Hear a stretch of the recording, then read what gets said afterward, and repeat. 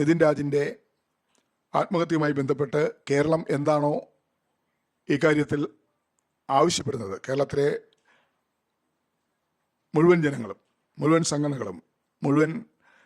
സംഘടനകളും ഒറ്റ സ്വരത്തിൽ ആണ് ഈ വിഷയത്തിൽ പ്രതികരിച്ചിരിക്കുന്നത്. അതുകൊണ്ട് തന്നെ കുറ്റവാളികൾക്ക് കൃത്യമായ ശിക്ഷ ഉറപ്പാക്കുന്ന ഒരു അന്വേഷണം ഉണ്ടാകണം.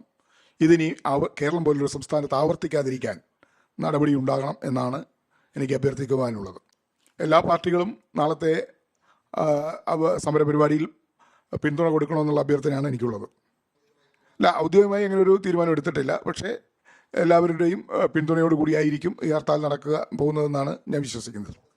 അല്ല, അതിന് ആവശ്യപ്പെട്ട കാര്യമില്ലല്ലോ. എല്ലാവർക്കും അറിയാം. എല്ലാവരും നിതിൻ രാജിൻ്റെ ആത്മഹത്യയുമായി ബന്ധപ്പെട്ട പ്രതികരിച്ചിട്ടുണ്ട്. അതോടൊപ്പം തന്നെ എല്ലാ നേതാക്കന്മാരും അവരുടെ വീട് സന്ദർശിച്ച് അവർക്ക് ആവശ്യമായ പിന്തുണ അറിയിച്ചിട്ടുണ്ട്. അതുമായി ബന്ധപ്പെട്ട നിതിൻ രാജിൻ്റെ ആത്മഹത്യയുമായി ബന്ധപ്പെട്ട നടപടികൾ ആവശ്യപ്പെട്ടിട്ടുണ്ട്. അതുകൊണ്ട് തന്നെ എല്ലാ പാർട്ടികൾക്കും ഇതിനകത്ത് വ്യത്യസ്തമായ അഭിപ്രായം ഇല്ല എന്നാണ് ഞാൻ മനസ്സിലാക്കുന്നത്.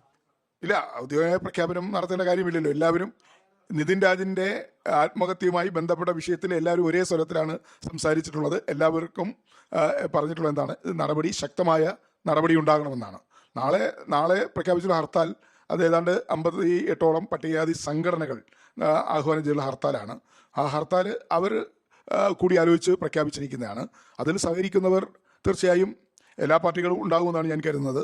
അത് സമാധാനപരമായ ഒരു ഹർത്താലായി മാറണം എന്നാണ് അവരോട് എനിക്ക് അഭ്യർത്ഥിക്കാനുള്ളത്.